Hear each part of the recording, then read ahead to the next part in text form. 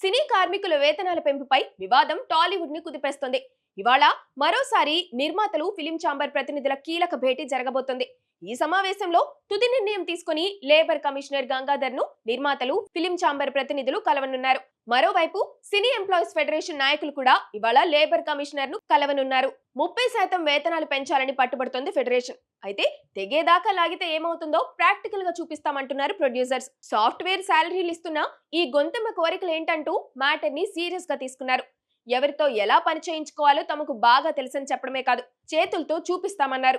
Telugu film producers guild ఓ అడుగు ముందుకు వేసి అనుభవం, ప్రతిభ కలిగిన వారికి మంచి అవకాశాలు కల్పిస్తామంటూ అర్హులైన వారు దరఖాస్తు చేసుకోవాలని ఆహ్వానిస్తూ ఓ ప్రకటన విడుదల చేసింది.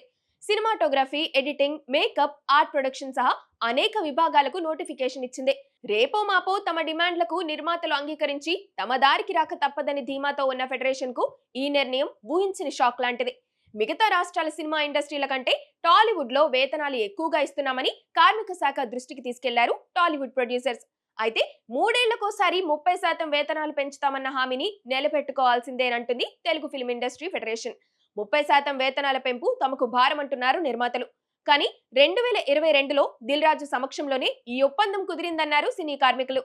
జూన్లోనే గడువు ముగిసిందని 4 సార్లు లేఖలు రాసినా ఎలాంటి స్పందన లేదన్నారు. Telugu film industry employees federation shootings బంద్కి పిలుపునివ్వడంతో సెట్స్ పై ఉన్న మూవీ షూటింగ్స్ ఎక్కడికక్కడ నిలిచిపోయాయి.